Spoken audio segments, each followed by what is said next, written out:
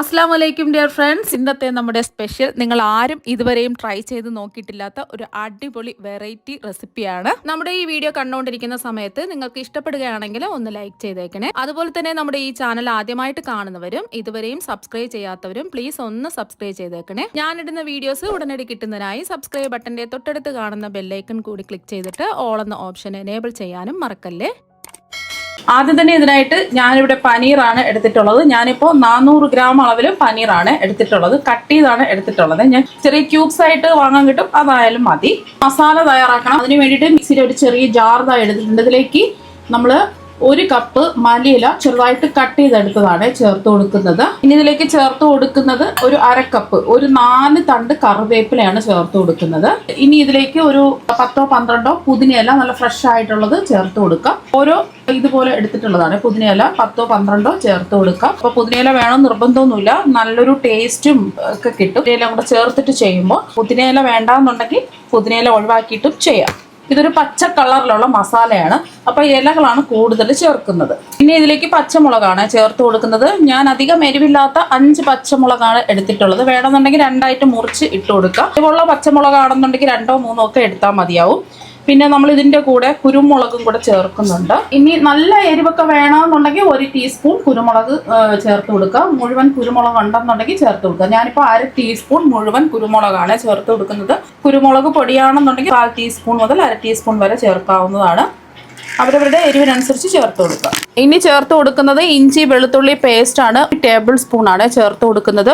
ഇഞ്ചി വെളുത്തുള്ളി ആണെന്നുണ്ടെങ്കിൽ 1 ഇഞ്ച് വലിപ്പത്തിലുള്ള ഇഞ്ചിയും 7 8 വെളുത്തുള്ളി അല്ലികളും ചേർത്ത് കൊടുത്താൽ മതി. ഇഞ്ചി ഒന്ന് 2ആയിട്ട് കട്ട് ചെയ്ത് ചേർത്ത് കൊടുക്കാം. കുറച്ച് പൊടി ഐറ്റംസ് ചേർത്ത് കൊടുക്കാം.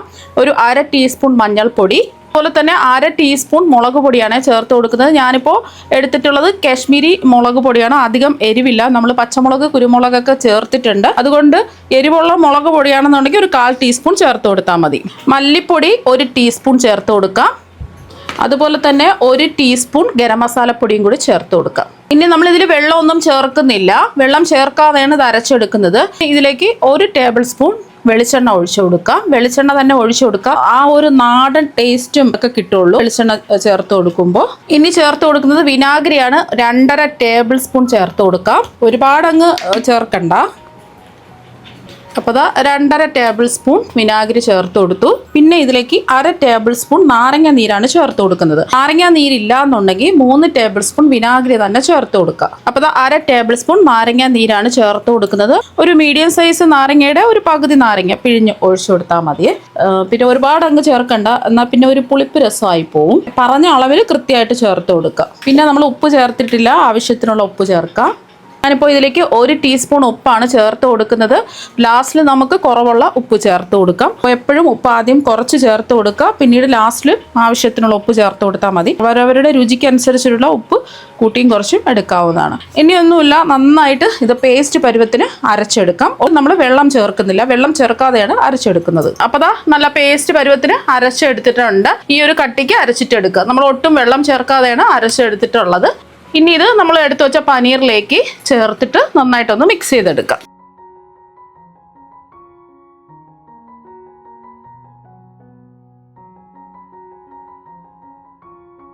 എല്ലാം നന്നായിട്ടൊന്ന് മിക്സ് ചെയ്ത് യോജിപ്പിച്ചെടുക്കുക.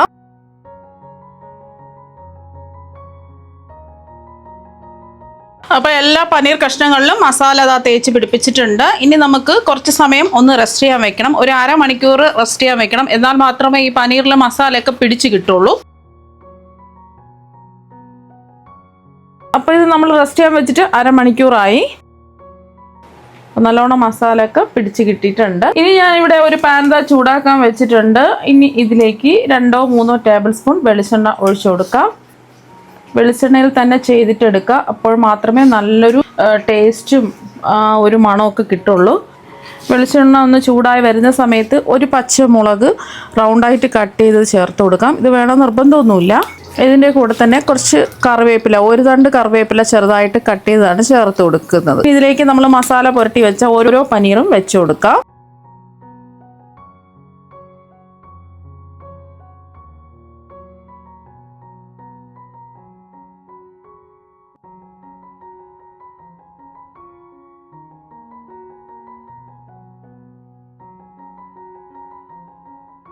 അതെല്ലാം ഒന്ന് നിരത്തി വെച്ച് കൊടുത്തിട്ടുണ്ട്. ഇനി കുറച്ച് മസാല ബാക്കിയുണ്ട്, ഇതിൻ്റെ മുകളിലായിട്ട് ഇങ്ങനെ ഒഴിച്ചു കൊടുക്കുക.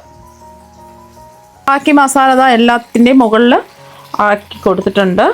മീഡിയം ഫ്ലെയിം വെച്ച് കൊടുക്കുക. ഒരുപാട് അങ്ങ് ഫ്രൈ ആവേണ്ട ആവശ്യമില്ല, ജസ്റ്റ് ഒന്ന് കുക്ക് ചെയ്താൽ മാത്രം മതി. ഒരു 2 മിനിറ്റ് ഇങ്ങനെ തന്നെ വെക്കുക. അപ്പോൾ ഒരു 2 മിനിറ്റ് ആവുന്ന സമയത്ത് ഒന്ന് തിരിച്ചിട്ട് കൊടുക്കുക. ഒരുപാട് അങ്ങ് ഫ്രൈ ആവരുത്. പനീർ നല്ല സോഫ്റ്റാണ്. മെല്ലെ ഒന്ന് മറിച്ചിട്ട് കൊടുക്കുക.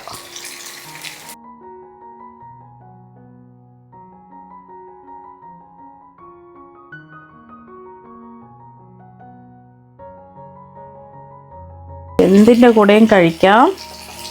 പനീർ ഇഷ്ടപ്പെടാത്തവർ പോലും കഴിക്കും, അത്രയ്ക്ക് അടിപൊളി ടേസ്റ്റാണ്.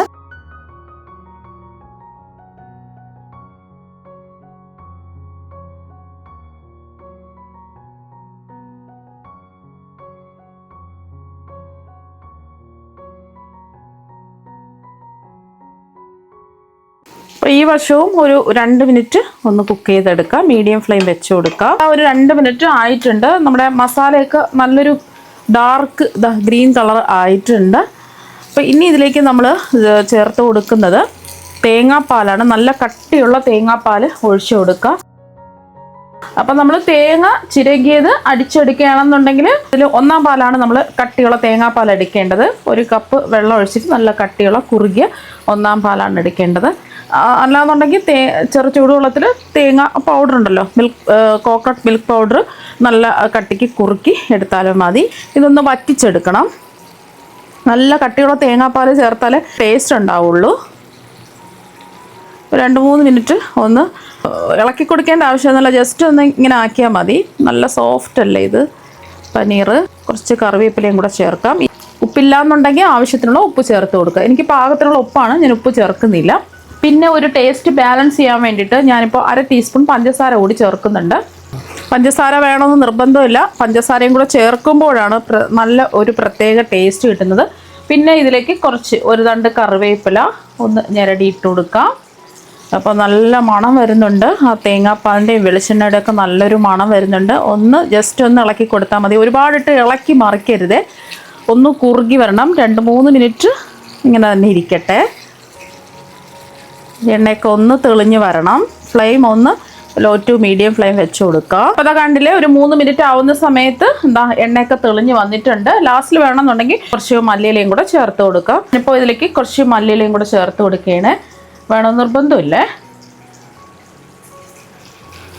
അപ്പോൾ അതെല്ലാം ഒന്ന് കുറുകി സെറ്റായി വന്നിട്ടുണ്ട്, കണ്ടില്ലേ.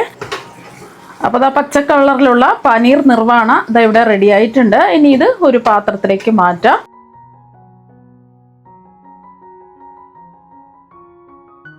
പനീറൊക്കെ നല്ല സോഫ്റ്റ് ആയിട്ടാണ് ഇരിക്കുന്നത്, നല്ല ടേസ്റ്റുമാണ് കഴിക്കാൻ വേണ്ടിയിട്ട്. അപ്പോൾ നിങ്ങൾ എന്തായാലും ഇതുപോലെ ഈ ഗ്രീൻ കളറ് പനീർ നിർവാണ ചെയ്ത് നോക്കുക. തീർച്ചയായും നിങ്ങൾക്ക് എല്ലാവർക്കും ഒരുപാട് ഇഷ്ടമാകും. മറ്റൊരു വെറൈറ്റി വീഡിയോ ആയിട്ട് വീണ്ടും കാണാം. താങ്ക്